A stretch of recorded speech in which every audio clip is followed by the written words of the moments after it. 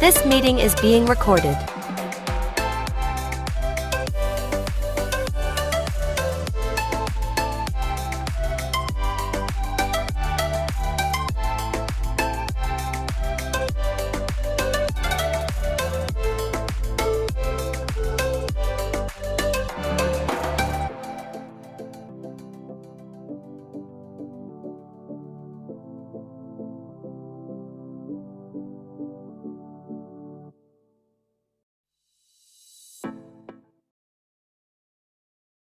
Good afternoon, all, and certainly it is an honor to be here with you this afternoon. And today we are looking at the impact of AI with regards to assessment, curriculum, how we're going to use it to inform our practice. I want to say good afternoon again to those joining from our sister campuses, Mona campus. If you're from Mona campus, you can let us know. If you're joining from K-ville campus, you can certainly let us know. I'm seeing some familiar names from St. Augustine, so good afternoon for all our colleagues joining from St. Augustine. Today is a packed session. It's certainly going to be a packed session.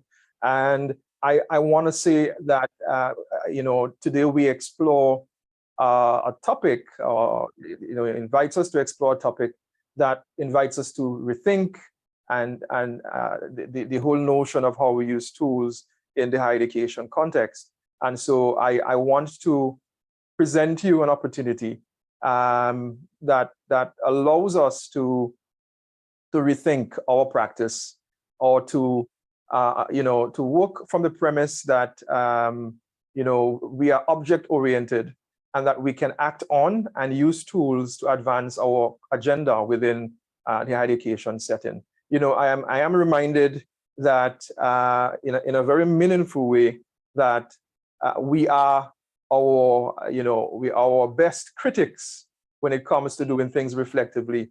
And so we want to say good afternoon to all those who are joining. I'm seeing that you're joining in the chat room. Certainly, thank you for that. And we certainly welcome you with that. I am going to just give you the opportunity to join. I'm seeing some persons joining. I'm peaceful eating my dark chocolate day. Thank you, Cynthia. I'm seeing some of those comments, and it's certainly important for us to see that. For today's session, I just want to contextualize you here that I follow the work of Seymour Papert, and Seymour, I read his book in the Children's Machine way back in 1995, yes, and it was really a point that really invited me to look at the role of the teacher.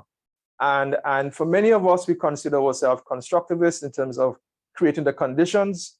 And I like this, and so I am convinced that, like Papert, that learning takes place when learner takes charge. And so I'm going to be presenting today's session. I want to get away with the opportunity to give you to actually work in groups. We will be working in groups, and so certainly we want to do that. I'm seeing my colleague, Dr. Sylvia Henry. Sylvia, good afternoon. Certainly thank you for that greeting, and certainly we'll do that. So today's session is guided by the overall goal of us building capacity, raising awareness about this tool called artificial intelligence, ChatGPT, and deepening our responsibility to be effective practitioners using the tool, while at the same time addressing real-world applications, because in our context, the real-world applications here is that we are academic practitioners. I want to say that today's session, we anticipate that if you are successful, you'll be able to define AI and its development in the context of education. We want to look at the potential uses and benefits, curriculum design and instruction and assessment. We also want to look at the whole idea of applying certain tools and techniques to enhance our teaching practices. It's going to be a packed afternoon. We know that we end at 3:30, and so I want to give you the opportunity to work. Today's session, and I must say thanks, is foreshadowed against, and I want to say thanks. So I got this resource from my colleague Sylvia, and I also got it early in April. Got this resource from UNESCO. I will put this in the chat. You can access this. It's a quick start guide on using ChatGPT. Unfortunately, I can't seem to get that there because my screen is locked. All right, so I'll certainly send that link to you at the end of the session. All right. I also want to invite you to explore the YouTube, the Facebook from the Vice Chancellor's Forum that gives a very good context of AI in the higher education setting. And so thank you so much as we continue. Now, in a very meaningful way, I want to establish here that the concept of artificial intelligence is something that isn't new. It's not new. It's certainly something that has been with us for a while. The actual concept, all right? In terms of its development, we can see the development of ChatGPT taking place over the years, advancing. Now, I don't know if any of you can, in the chat room, do you recognize any of these that you could remember, or from the news, or from your experience, or from any of these? In the chat room, you can go ahead and say which one that you remember. Alexa, Siri, Rumba, Alexa, you see those? Okay, good. Anyone else? Siri, Alexa? Anyone else? Okay. Well, for me, it was the Igbo. For me, it was the Igbo, and the Igbo certainly. And I also remember Deep Blue. When it actually beat the world chess champion, you know. So at that time, IBM was boasting their systems and so forth. So we can certainly see the development of AI over the years has been something certainly. And so thank you so much. But the idea of artificial intelligence is seen in three branches or three ways, all right? Put simply, all right? When you hear artificial intelligence, it's sometimes used as a branch of computer science that focuses on intelligent behavior in computers. Sometimes we see it being used as a model to talk about apply intelligence of mankind from machines. And more recently, it's been being used to look at the capability of a machine to imitate intelligent human behavior. And that means the ability for machines to perform tasks that normally require intelligence, such as visual perception, speech, decision-making, one of the ethical aspects that we're going to discuss later on, and language translation. So we do see that coming on. And there is also the idea of machine learning, which is aligned to artificial intelligence, which really focuses on the whole idea of machines trying to come up with ways and doing things, you know. And there is the other concept of deep learning, which is also a subset of artificial intelligence, which think of it as a way of allowing the machine to try to mimic how the human brain operates. And machine learning as a way of them learning how we to predict things based on data. From a visual standpoint, we can see that artificial intelligence from a wider purview is seen as the ability for machines to imitate human behavior. We can see machine learning as the application of AI that allows it to automatically learn and improve from that experience. And we have deep learning, which actually uses complex algorithms and similar to how a human mind thinks from that standpoint.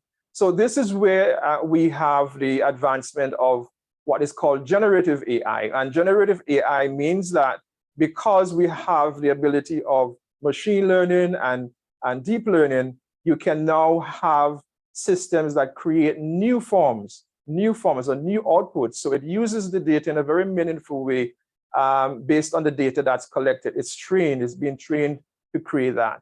And so today's system, ChatGPT, is an example of a generative AI.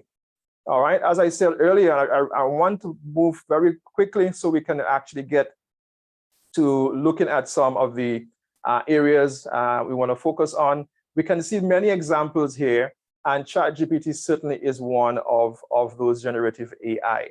It is important for us to know here that ChatGPT, as a recent phenomenon, actually provided an opportunity for OpenAI, and OpenAI is a commercial enterprise. I want that to be clear. It's a commercial enterprise. It's a commercial enterprise, and we know Elon Musk as one of the main persons that's pushing it, and certainly we know that there are questions about its its viability and so forth. But we see here in academia and within the world of industry and within many type of industry, different persons are using it. All right, but ChatGPT is a pre-trained transformer, and the pre-trained transformer part was actually developed by Google earlier, I think in 2015, where they advanced that. And so we noticed that all these different building blocks provided an opportunity for persons to use those different tools. So case in point. So we see here that the ChatGPT provides an opportunity for us to interface. It's a chatbot that you can interface with. I like the definition provided by Sabinza and Vluteni from that resource that I shared on earlier, that it's a language model that allows people to interact with a computer in a more natural and conversational way. All right, so this is a very popular and very easy one that we can follow. Good afternoon, Michelle. Thank you for joining. All right, and within that setting, we certainly can say that there are various uses of using AI in healthcare, in finance, in transport, entertainment. But we also believe that it can be used also in education, and the exploration that we are doing today is in a very meaningful way trying to expand this thinking and that thought that we can actually use it within academia. We will come to the point of the ethics and the contention that many of us might be faced in terms from that standpoint. And certainly we want to do that. So we see here the whole idea of student support. We have a number of bots, persons, these institutions are using AI in their support systems for students. We see that a lot. There's the whole idea of teaching and learning, smart tutoring systems, and certainly we see the opportunity for doing that. Examples of applications in education include specifically, they're getting smarter and smarter in doing automating essay scoring, getting intelligent tutoring systems that can actually serve as a study buddy, systems that can do adaptive learning in terms that it modifies its path depending on how it is, how persons respond, and so that is a very powerful way of seeing it. Benefits. Well, we are very busy persons, and one of the things we see here is that it certainly provides efficiency and automation for doing certain things. It saves time in doing that, especially if you want to really test and see how well you're able to meet those demands that we have as academic practitioners in doing certain things. So the whole idea of increased capacity use data-driven approach is also increased because you now have the power of AI that can really speed out the data for much more quicker. The idea of reduced workload for instructors, allowing them to focus on higher tasks, is by far perhaps one of the big ones that we will see that persons may gravitate towards. But certainly we see that as a way of helping us save on our time, quite a bit of our time as practitioners. Challenges, the ethics. That's, for me, ethics will remain and still will remain one of the top challenges of using ChatGPT. And when if the idea here, as we are saying, it's important for us to really give a careful consideration of how we are using artificial intelligence, and we're going to look at some of those in a very, very meaningful way, because we recognize, above all, whatever we do, we should be ethically guided. We are guided by a code of ethics. And so what we do should be certainly be guided by that. I want to thank you for helping me answer this question. How many of you, let's put yes or no, would be okay in the chat? You can put yes or no, one for yes and 0 for no, with a teaching assistant.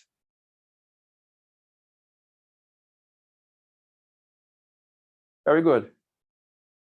Ron, okay. So we see most of you are saying yes, you're okay with a teaching assistant. All right, good.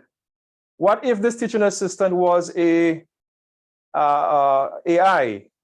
Would you still be okay with that? Would you still be okay with that? Maybe unsure. Depends. No, don't highlight all. All right, it's just yeah. All right, so would you be okay with that? Okay, I want anybody who says yes, they'll be okay to hold the mic, 1 or 2 persons, if you'll be okay with the AI being your assistant. Some person say not sure.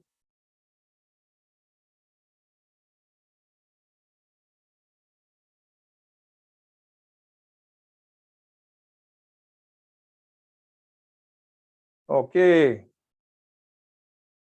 Krishna, if I could call you, you'd Hi, say yes. you would, go ahead, you will train it.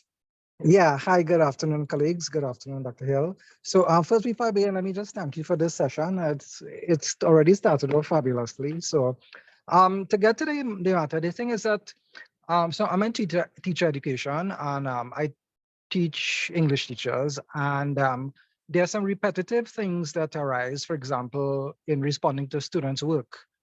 And you know, they make errors very frequently, the same kinds of errors. And if it is that we can have an artificially intelligent system, quote unquote, a tutor, which can be programmed to recognize those kinds of errors, it would be like me making the same kinds of comments repeatedly. So I can I can basically ask the system to provide that kind of feedback for me, because I know already there exists automated marking of scripts and that sort of thing. It's not perfect, but you know, it's getting there. So to me, that would be a fabulous welcome change addition to my repertoire. Thanks. Thank you, Krishna, and I'm happy that you mentioned the automated marking. It has been with us for a while. And certainly that's an assistant, and assistant certainly not human. And so I think many of us are fighting with that. Jones, anyone else who had yes? Paulson, you want to say a ton of teaching, reading, especially using online forum? Yeah, I know the same applies to working with students with reading. Like right now, we are using artificial intelligence in an online literacy app that we're developing, and trying to actually train the computer to identify and even produce the Caribbean accent, Trinidad accent, Jamaican accent, to be able to work with students in developing their reading skills. So I see the advantage of all of this. Thank you. All right. So I think by far most of us are agreeing that some form of what we do can be subjected or be given to an AI to do, because the repetitive task, as mentioned. But some of us are saying no, we want to try it out. We really want to see what things that it certainly can and cannot do. But we do recognize from the many criticism, many things that said that there are other challenges that we want to address. The whole idea of equity and access. Equity and access, similarly, if you have mobile learning or internet access and all of these different things, will certainly come into play. We see the idea of gender and diversity. I mean, some of us may want to argue, because if you ask ChatGPT, for example, to give you the list of a particular scientist or particular areas, the information tend to be from a particular section of the world and a particular sex. And so we recognize those different challenges because the information within ChatGPT is what it will give. So these are certainly one of the things that we recognize in doing that, those different challenges. We're going to move on quickly because I really want to give you the opportunity to interact with the tool and from a meaningful way. We recognize the idea of bias in the ethics. I think that certainly is an important component. The idea of safety and security becomes an important part because we want to recognize that sometimes the information that we have out there is something that can be used. I know some persons have been talking back and forth with ChatGPT, and sometimes you wonder how smart it will get. All right, so you have to be very careful in the privacy what information you do give, and the company does say that you should not put in private information in there. All right, certainly you want to do that. All right, I think one of the major concerns for many of us is the whole idea of academic integrity. All right, and if you're following the forum, you'd recognize that even that in itself is nothing new. Academic integrity has been with us for a while. I think we've been trained. We've used a number of tools with a number of ways to find out. So I think certainly the advancement of AI actually invites us to think differently about how we create our assessments and how we use the tool to actually encourage and sensitize persons about how to use it, rather than saying that they should not use it. I think that's important. That's an important step for us to identify. I like what Nancy Gleason in the Times Higher Education in December 2022 said, if universities want to stay true to their mission of equity, inclusion, and access, then we need to keep and develop these alternative assessments of alternative approach.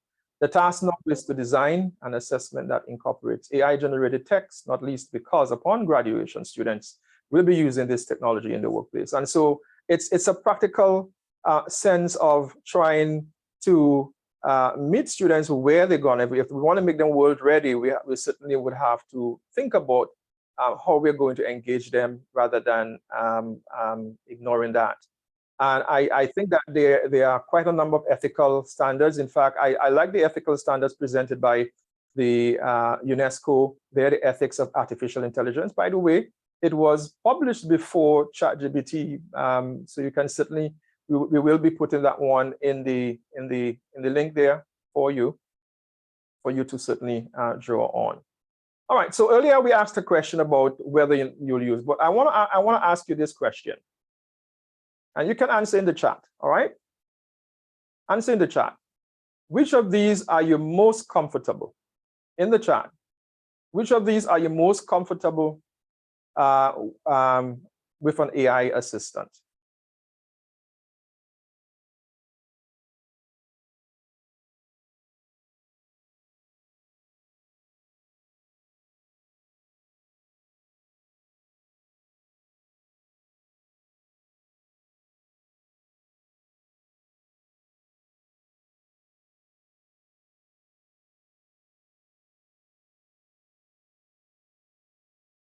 Okay. Course design, curriculum design. Okay. I guess yeah. Thank you, teaching, tutoring. All teaching and creating, Craig. Teaching as well too. All right.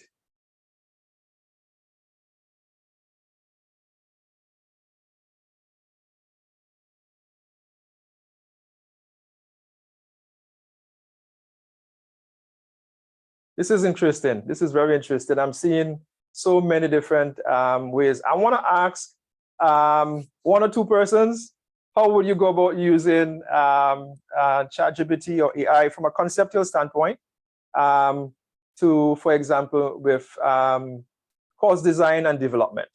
Anyone, any two persons quickly.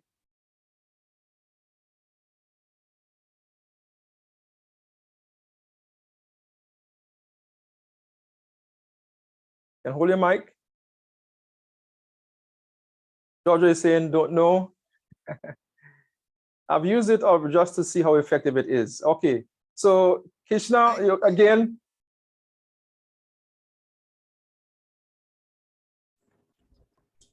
Hi.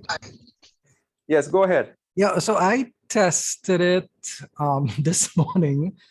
I asked it a couple of questions, and well, I was amazed that because it basically it is like a web crawler, and it kind of scores the net for information. So I was kind of amazed at how it was able to pull information from diverse sources. So as it is right now, we are doing a renewal of our diploma in education program, and I asked it, for example, to tell me about the relationship between the fourth industrial revolution and education.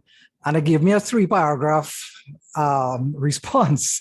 So I'm using that, trying to incorporate some of the ideas into our rewrite for the DPED. So if I have to design a course, for example, on teaching writing to teachers, then I can ask it for example, to do a search of the net or wherever it's getting its sources from, and to help me to figure out what are some of the emerging ideas, best practices, and that sort of thing, in addition to what I'm reading from scholarly journals. So that's how I would probably use it until I'm educated better. Thanks.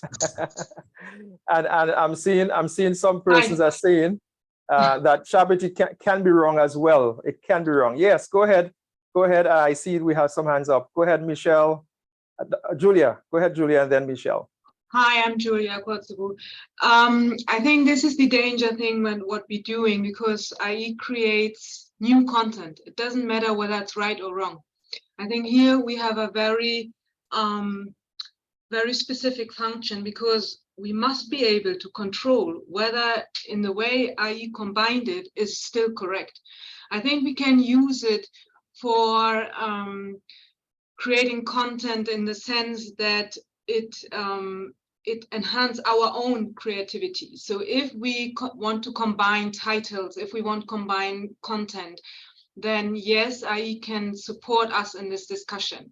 But what we cannot do from my perspective, or we should not do, we can do it, but we should not do, let IE come up with new content, because it just creates nonsense. So I did that before, and it creates nonsense. And this is especially dangerous when students use it for writing theses, because they cannot control what is right and what is wrong, because it just creates new content, and there's no way of controlling. Even the references, when we ask for references, it just comes up with something, with nonsense. And this is the tricky thing. So we have a very, very key function in here to control what we are doing. Yes, and you're certainly correct. And I want to reinforce what Winston said, that it can also be wrong. And the company has made that clear as well. It sometimes is inaccurate, because obviously the information that it has within its archive can be incorrect. And the way in which it's being trained can also lead to incorrect assumptions and combinations. Michelle, go ahead. Thank you so much. Good afternoon, colleagues. One of the things that I really love about what has been said before, and I do agree with Dr. Julia here, is we have to be guided by something else. So I have used it to help me fine-tune a rubric, because I know that the different components of a rubric can be very challenging, especially when you're looking at a marker between good and very good. Mm-hmm. And so I punched in, hey, chat, I need your help here. I need you to help me fine-tune this. First, it gave me what rubrics are, the different types of rubrics, analytical and holistic. I said, great, help me focus on analytical rubrics using these parameters. It did that. I said, great. Now I want you to help me with this. Now, while I was doing that, I had my 2 rubric books out, going through and verifying and fine-tuning. It is something that we cannot just use, especially because, one, the manufacturers tell us that errors are quite possible, because it's going through the internet and pulling whatever it finds. But two, because as professionals, we know that we cannot just simply go to the internet and pull. So we have to have information that verifies that whatever it is we're doing is correct, and we cannot depend on it alone. But I am amazed by what it can do and how we can strategically use it in the classroom. Yes. And that's one of the reasons why I'm here, because I'm thinking that with everything, the pros and cons, just like any other tool, we should be able to use it practically in the classroom. And you've said it spot on, Michelle, as an educational technologist, as a academic practitioner that's using tools. Again, I support the Vygotskian approach that we use tools, whether it's psychological or physical, and being object-oriented. It becomes important for us to be able to advance change and transformation that needs to take place using it. It can be dangerous if someone is using blindly, certainly so. And one of the things we want to cover quickly is the whole aspect of the anatomy of a prompt. Because depending on what you prompt, how you prompt it, you will get the response that perhaps. All right, and so it's important for us to see that. I want to go on now to looking at the rules, because this is one of the things that I certainly enjoy looking at some of the rules that we can ascribe. Mark Sharples in his Twitter post, I think earlier in April, put the idea of a number of rules that he see can be used, and later some colleagues used it and advanced that. So we see some rules there. You can ascribe yourself certain rules when it comes to using AI. And I think it's important for us to see that, because we certainly want to see our role, what role we can be using it for, different roles. We can see collaborative coach, guide on the side, we can also see study buddy, where AI can actually help student reflect on a learning material. And we can see the co-designer. So ChatGPT we can ask the ChatGPT for ideas, but certainly, and you see the rubrics is there as well. We can see certainly that's an example of that. So roles and descriptions were created by Mark Sharples, and I certainly want to acknowledge that, because we recognize that this is an important time for us to see that. But as we said earlier, we can use it, in just about the full spectrum of the curriculum design process. We can use it, and I think in a very meaningful way in our planning tools that we do, from the wider curriculum set, even the defining and redefining goals, objectives, strategies in the classroom, and so forth. You can certainly do that. And I think the best thing to do is to really try it out, test it, prove it wrong. And the engine actually has the opportunity to improve by you giving it thumbs down and thumbs up. So that way it's actually continuing to be trained and so forth. So the idea behind this here is manifold, all right? We see certainly AI can assist through system design, adopting adaptive testing. We spoke about that earlier. The idea of having one question for everyone, you can certainly have the AI give you a different question, or depending on your level where you're coming from. In fact, right now we see the whole idea of plagiarism detection. Turn It In now has the affordance of being able to detect that, but you can ask the machine, you could ask ChatGPT if this has been generated by AI. You can ask it. You can put in pieces of text, and it can certainly give you a response. And so it's important for us to see that it can assist also with automated essay scoring, as we said earlier, adaptive learning systems. And so it's manifold, and manyfold that we can see how AI can be used in assessment, but also in curriculum design. All right. We recognize the advantages and disadvantages. I think for me, the disadvantage part, the inaccuracies in grading, it's not there yet. Krishna, you did mention that it's not there yet. Limited in terms of being perfect. I don't think it will ever be perfect, but it certainly will be limited by providing feedback on non-textual assignments. And there is the ethical concern of how can a computer decide and decision making for me. I think that is one of those things that we certainly have to understand, that the ChatGPT is making this, giving you a prompt, but the decision can be you are making the decision. And so it's important for us to use it in a very clear and ethical way from that standpoint. It's giving you suggestions. It's an advisor, if you want to say that from that standpoint. And so it's important, as you're saying here, you know, that you can use it for that, Cynthia Crump. That's certainly correct. But the idea of increased efficiency, consistency in grading is certainly the idea that we see here. The removing the human element, the bias, human element certainly is one of those things that we see coming out. And the opportunity for personalized feedback for students is certainly a plus. All right. I want now, I know some of you have went ahead and created your account, which is great. The idea was that we're going to put you in groups in a while, and we want you to be able to see the system in play within your groups. So the prompt, which is this is where most of your activity will take place. All right, this is where most of the activity will take place. I know some of you have had some challenges registering, so we can certainly assist. You can reach out to the company, but how many of you were able to sign up following the message that we sent out today? Okay, so we see some. Very good, very good. Anna, great, excellent. Some persons, I know Andrew, you're saying you tried, success, great, very good. So we do have an opportunity for us to really try it out in a group-based setting, and so forth.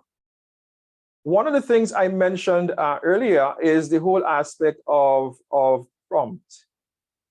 All right, what makes a good prompt? And I want to present this in a very careful way.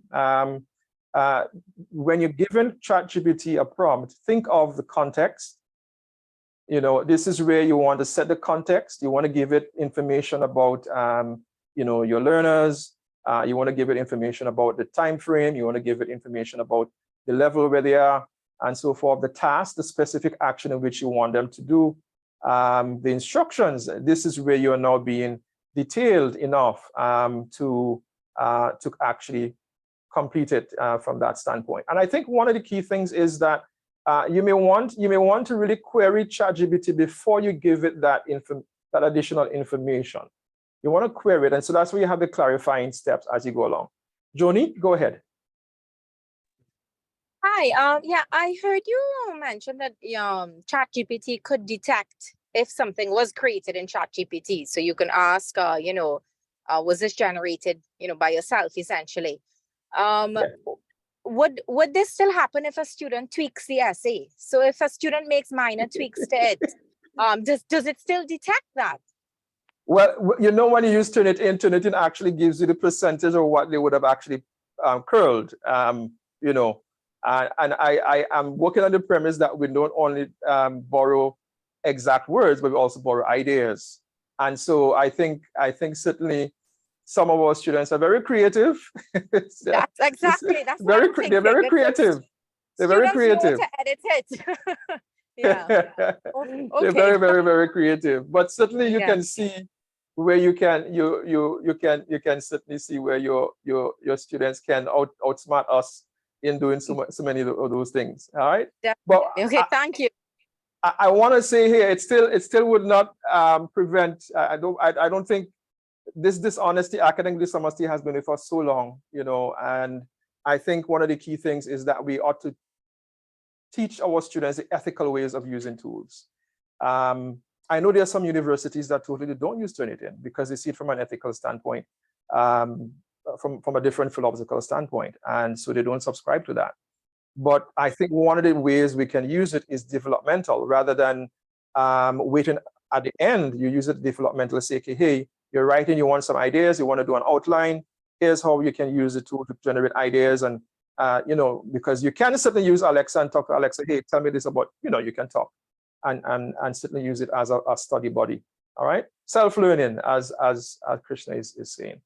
All right, so I certainly want for us to look at it from that standpoint, that we can use the prompt in a very meaningful way. The prompt is important because if your prompt is good, then it certainly will help in that regard. All right, it certainly will help in that regard. I want to point here also that a good example for this, you can see the context. I'm telling ChatGPT, you are a teaching assistant with 7 years experience working in university setting. You have exceptional knowledge and understanding in the field of geography and will be required to work collaboratively to develop a new course. The task, your task is to write content that will be added to a draft, and the course outline will have a course description, course rationale, learning outcomes, and in an academic formal tone. Or you see, you're giving it the specific things. So the instructions now draw on the topics that I will provide to suggest course descriptions and course rationale as 2 separate narratives of no more than 200 words. The rationale should explicitly indicate justification for this course on at least using and drawing at least on 2 academic peer-reviewed journals, using APA 7.0, in-text citation and references.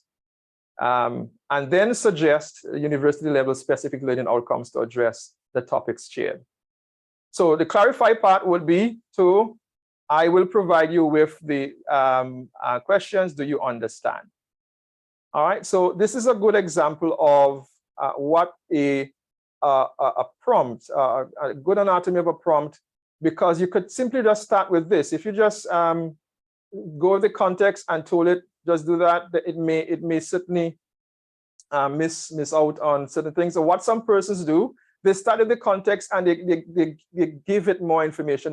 They go different steps and different legs, and it becomes smarter, and it asks you, was this better or not?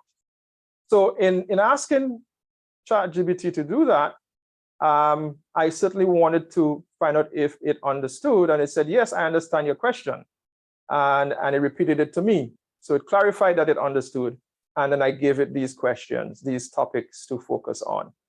All right, following that, it went and it gave me this description. Of course, it's the language, the way it's structured, still it's not human, but we can see that. But then we can actually see here that it actually uses Bloom taxonomy based on the questions, the topics I gave it. So obviously I can take a step back and say, okay, can I review this for accuracy? I can, but it certainly saves me a lot of time in doing a lot of these different things.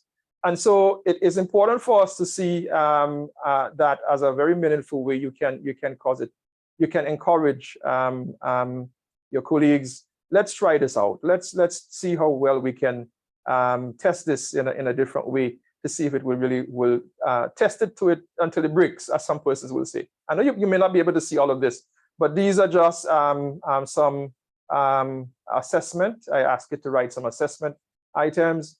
And then, as Michelle is saying, I also ask it to create a mark scheme, which is here, and a rubric. Obviously, I had to make the tweaks to it. So you can see that it certainly can do that. I think one of the key things that we should consider and is that the whole aspect of using it with care and creativity. All right. What we are doing here as practitioners is really important, because what we're doing is that we're really curious, we want to know more, but we are testing the boundaries and so forth. But I'd really want for us to consider remaining flexible, but being guided by boundaries, what you should and should not do. I want to ask, what are some of the things you certainly should not do within ChatGPT? Anybody? While we're here.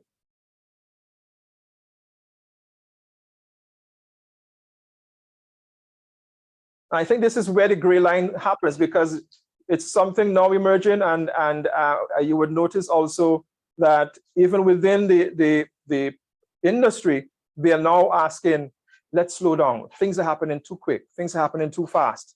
because there's the ethical guidelines, those boundaries, and they're just really concerned of some of the things that they're seeing. And so some of them are certainly pointing towards that. And I want to intimate here, because I want to give you the time to work in your groups. I want to give you that time to work in the groups, that there is a new form of co-creation taking place. And so it begs us, how are we going to attribute content that we did not create? It's not ours. How do you attribute that? And I think that's why I asked a question in Twitter, I think yesterday. Someone has their mic on. In intimating, so since ChatGPT is generative, it's co-created, it's using information from somewhere else. How do we acknowledge that? And I think importantly, we need to begin to think about how we can acknowledge that this wasn't created by me, or in part was created by ChatGPT. So here's what, we're gonna have some time. I wanna put you in groups. We wanna put the link of the Google Doc. You will be looking at a Google Doc. By the way, this actual group activity, I created this group activity, and then I used the prompt or the scenario from this to ask ChatGPT to create a group, and that's what you're seeing in the Google Doc. All right, so that Google Doc you're seeing, thank you, Mark, is where we're going to be. You're going to be placed in groups. It's 142 of us, so you're going to be placed in groups, and we're going to go through the groups in the next 30 to 35 minutes in doing these various activities. Please keep an open mind. Let's keep it short. Let's not try and do an entire curriculum. We just want to work with your peers, really testing this out and seeing how well it will work through those different things. I must say here, be warned, if it does not work, because there's a strong possibility that the network may be down or anything like that, you can in your group think about how you will go about using it in advance, or those of you who have used it, you can certainly do that. So the groups are going to be opening now. The groups are going to be opening now. I see some persons have left, but we certainly have enough persons here to continue the group work. If you can go ahead and open, we can try hard, or Victoria if it's down. Okay. All right, so the groups are open? The groups are open. Okay.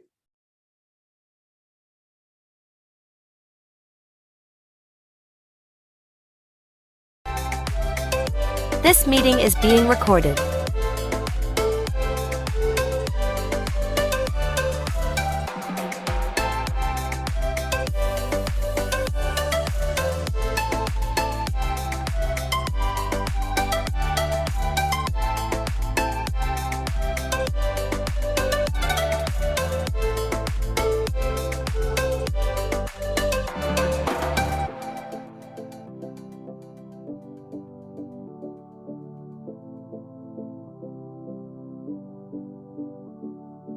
All right, good afternoon, everyone.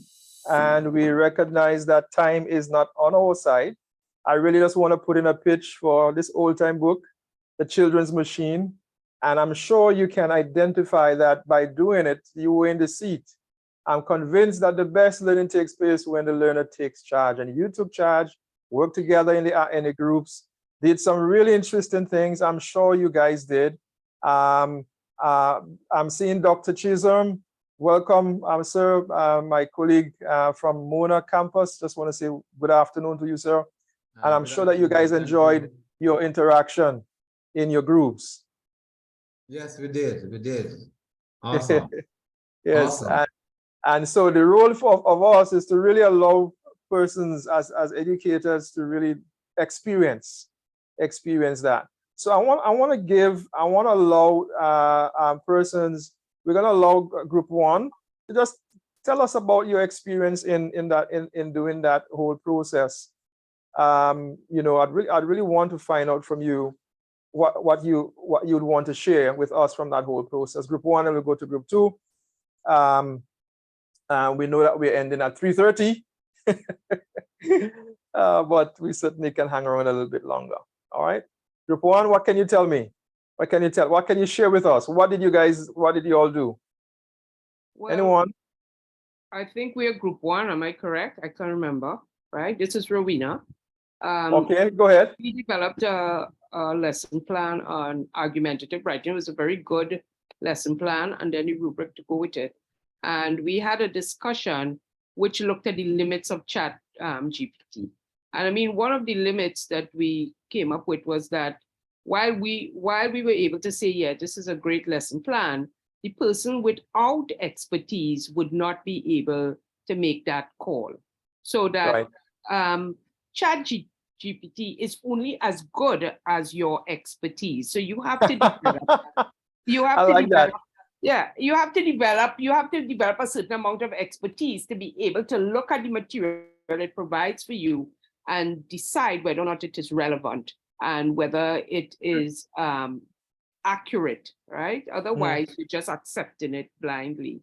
And then another important point that we spoke about is that it is actually forcing us to rethink how we do assignments and assessment, because we all agreed that it makes no sense to tell students they can't use it. It's out there, it's a tool, it's there to be used, but your assignments now have to be pitched at the level of application, and it has to be linked to the authentic experiences of the students within their particular local context. Wow. So just all the things we spoke about. Yeah.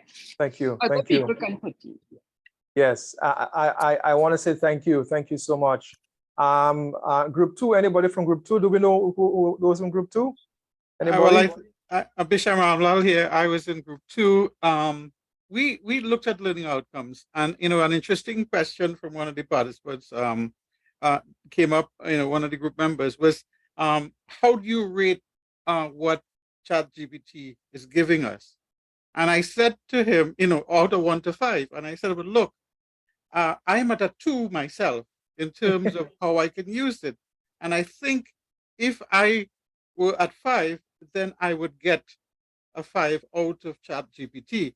It means that if I am able to really ask or make queries in a much more nuanced way, a much more specific way, I think the responses that we would get, the benefits coming out of it, is going to be enhanced based on our ability to use the tool in the best possible way.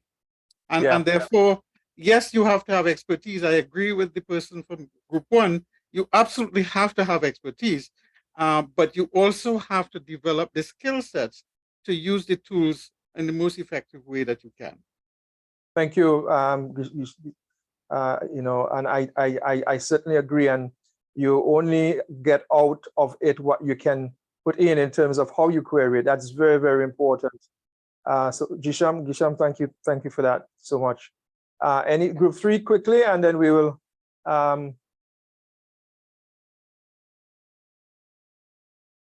Any other group? Any other group can go. We want to take all the groups because we did ask you to reflect during your group. Any other group? Group 7 is rather excited to share, but go ahead. 7. Go ahead, Cynthia.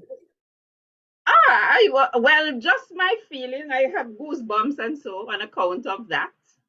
So as I had put, it's like a child with a new toy, or even when I saw my first color TV.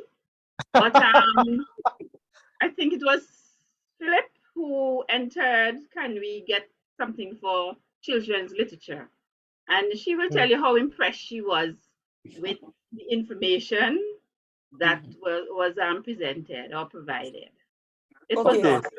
So this is Sharon, and what I did, I asked it to generate a course rationale for teaching children's literature, which is a course I currently teach.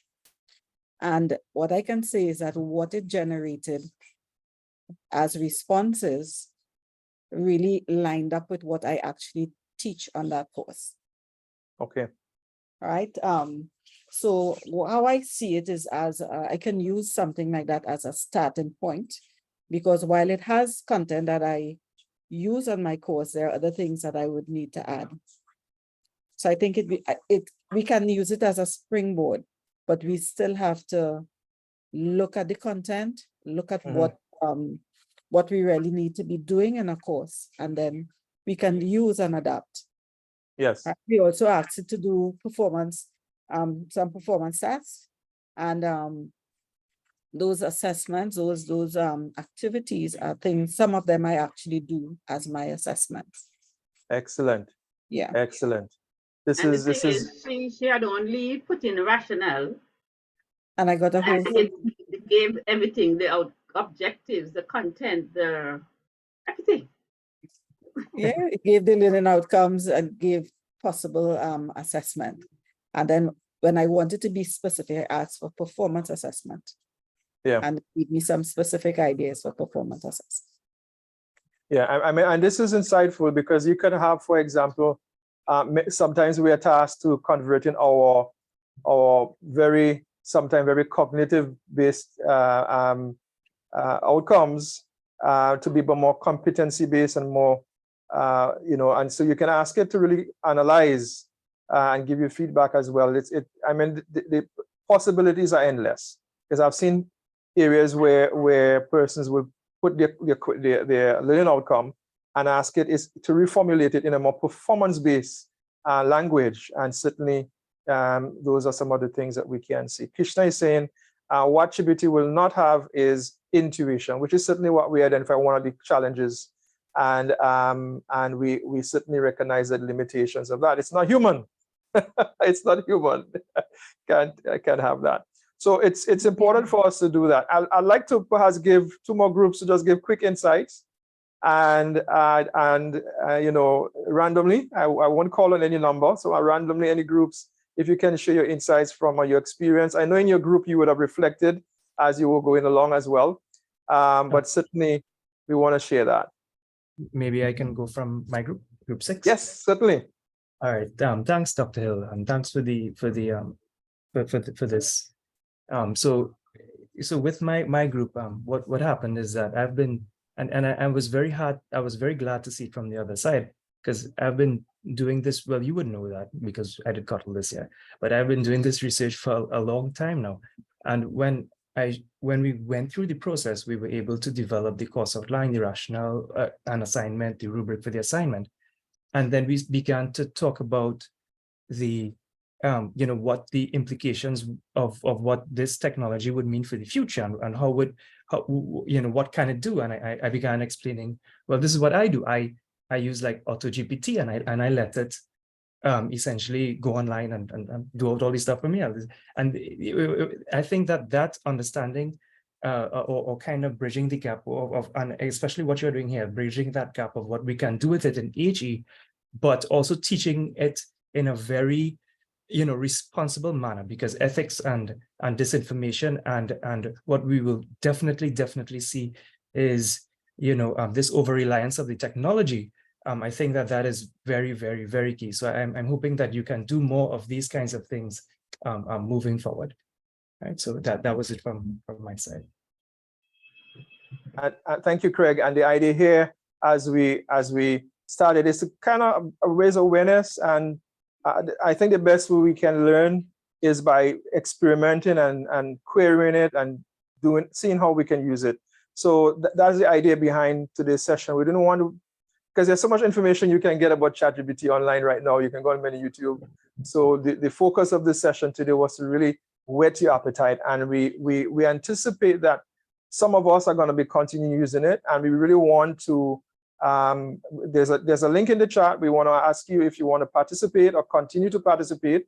I think one of the key things that we recognize is that being community of practice and learners, we can continue to expand the boundaries. And so in the chat, we want to solicit your cooperation if you'd like to continue as a trial and error. Indeed, Michelle, is certainly one of the things that we want to do. All right. I don't know if there any other group would like to reflect openly. We can certainly allow you that time, but we certainly want to close in the next 1 minute. I'll put this in the chat at the moment. So those of you who would like to give us some feedback in terms of how you felt the session went, what are your key takeaways from today's session? Dr. Hill? Someone from group 5 is not going to go. Go ahead, group 5. I'll give you the time. Oh, You need to go quick. not me though. I was asking somebody from group 5 to go. Sure. I mean, I was a note taker. This is Jolie. We focused on microeconomics and asked ChatGPT about learning outcomes, learning activities, and exam questions. We found that learning outcomes provided were general, formulaic, vague. Learning activities were more detailed, and actually to get relevant exam questions, we needed to phrase our prompt in such a way to make a connection to learning outcomes. So the first time that we asked ChatGPT to develop or share exam questions, it wasn't quite spot on, but when we said we related it to the learning outcomes, we got better results. Overall, we're still unaware of the limitations of the tool. We still need to have greater understanding of how the technology works. And we think that academics should never give up distrust. Dr. Sutherland said that we should always be critically thinking about or assessing the materials that we are confronted with. Yeah. And that's what we say, be carefully creative. There's a little combination of both that we ought to do. And so Dr. Sutherland is certainly correct. And I think one of the key things is that we're not ignoring that we are stakeholders in all of this, and recognizing that if we are to be participants within that sphere, that we are to also participate and make that a very meaningful part of our diet and practice. All right, I'm seeing here that Neville, great session. Even those of us who stood on the sidelines need more of this, and AI is here. And certainly that's why, please complete that survey that we completed. If you'd like to continue, we'd want to do some of those community learners, some smaller sessions. This was a very broad session to really get the wider interest of persons, but we certainly will be doing a little bit more and more focused, more smaller focus groups in that thinking. All right. Dr. Hill, a quick Yes. question though. The Yes. ChatGPT and Artificial Intelligence in Higher Education Quick Start Guide, the link isn't active, and it's difficult to copy and paste. Could we get an active link for that? Because I understand that's where the policies that can help guide us is in that document. Yeah, but we can't access it. Thanks so much. I will. I'm going to ask my colleagues and them to post that link for you. I can't do it on my machine, unfortunately, because my machine is stuck in terms of the. But I certainly will post it. I'll try and find it before the end and post it. Or one of my colleagues will post the link for you to see. So here it is again. Someone has posted it. Jolie, thank you, Jolie. You're live sent. Thank you so much. All right. So there's this this starter, which is from UNESCO. But there is also another document from UNESCO. That's the policy on using AI. I will also post that in the chat. Sorry to butt in, Dr. Hill. There's also, UNESCO also has a short course, 4 hours, that introduces you to it. And I thought that it would have been good if we also go in and dabble with that. Yeah. In fact, the thank you, Michelle. The guide that's provided follows that course very, very closely. Yeah, they have a course here. If you read the guide actually points you to the course as well. All right, and there is a recommendation on ethics of artificial intelligence. That's the name of the text, and so certainly we thank you for this, Michelle. I think this gives you a full course in which you can take your time. Those of you who want a deeper understanding of AI and and ChatGPT, certainly you can continue to explore that in detail. All right, this was just a very short to whet your appetite, to really get you to see, and also to get your interest to see how well you'd want to continue. So thank you so much. And if you haven't completed the Padlet activity, which is just a quick way of letting us know, what we've done. Let me just paste it here, so you can certainly go here and do that. All right. I'll keep this on until we ready to go? Anybody else? Yeah, I have a quick question. I'm just wondering how close is the university in terms of articulating a policy with regard to student use of ChatGPT? Has that started? Is that on its way? I think that's a very interesting question, and I think universities worldwide are grappling with how they can the whole governance of that. It's important for us to see here that we are I mean, AI and all these different things are not new. I mean, ChatGPT was one of the most recent, and I think the general rules that apply to academic dishonesty when it comes to plagiarism and so forth will apply to that as well.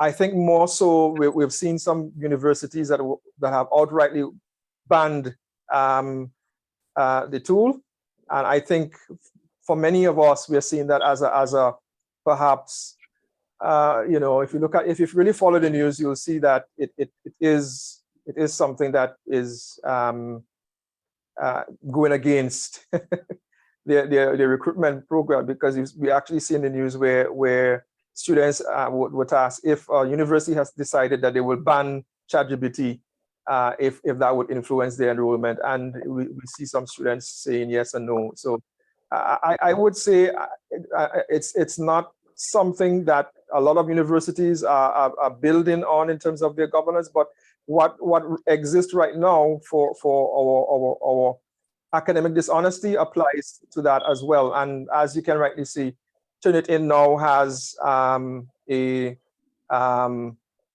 know, the algorithm also detects AI generated materials. Ah, okay. Well, that's a kind of soothing message for me, because I had a question that certain students, I wrote it, were to ask the same question about an essay if they would be given different responses. So couldn't the lecturer be able to check that? I mean, obviously, if you have access to your Turnitin system, you can. I've seen a very simple thing. Some teachers go and put it in Google. Yes. And Google Well, I've gives done them. that. Yes, I've done that. So you see here, it's a matter of how creative you are as well. Yeah. Yeah, the students are creative, but you can also be I've done creative. that and highlighted about 3/4 of the paper and gave my speech and preach about plagiarism, and they are in shock. You did that? Yes, I did that. I put every paragraph in Google. So okay, so there's hope. Yeah, I mean, and again, it's evolving. It's an emergent tool, a tool that's emerging. There's often the issue of governance, and I know so previous speakers spoke about that. The governance issue is certainly one, but you can see that there are guidelines. And as we mentioned earlier, be very careful. Do not input sensitive information. I think one of the key things we are seeing is the whole co-creation of content. And what do we want to do? Would we want to say that we created this? And I think this is where we have to be very critical about what we do. And so attributing those elements is important, just as important in my thinking. Don't pass it off as your work. Right. So lecturers and educators need to be aware. They need to be aware. That's the bottom line. I think being aware is a first good start. Is a good first start. Can I add something? All right. Yeah. I'll just. Okay, Yvonne, I think you're breaking up a bit. Okay, can I add something to the discussion? Yes, you can. So I've been doing some research specifically with the AI generated responses, and I saw a couple of websites that students can actually copy and paste the AI response into the website, and it generates a more human response. As well as there are websites that can paraphrase the response from ChatGPT to disrupt the AI filters from Turnitin. So we have to be aware of that as well. Yeah, but I mean, But I'll tell you this, there's also research to show that if you ask 3 and 4 students to do, over a while, the language, it changes, you know, synonyms and so forth. It becomes very, because it's like a child trying to learn language, and the more you add to it, the more you query it, the more it becomes more complex. It becomes more complex. So I think, yes, students are becoming very creative, but there's certainly, there are tools right out. There's the Turnitin algorithm that can actually, once you have the assignment submitted through that it will be able to detect that this activity was. And by the way, it does not search the internet real time. It's part of our generative pre-trained transformer. All right, so it's certainly not something that is going to search real time. And in the case of 3.5, I think it's limited to 2021 or 2021, I think. So we do recognize the limitations that it has. But you're correct. It becomes smarter, and the children become smarter by how they prompt. They become prompt engineers. Oh, Lord. Okay. All right, I'm going to stop the recording, and then if you want to hang around, we can certainly hang around a bit longer.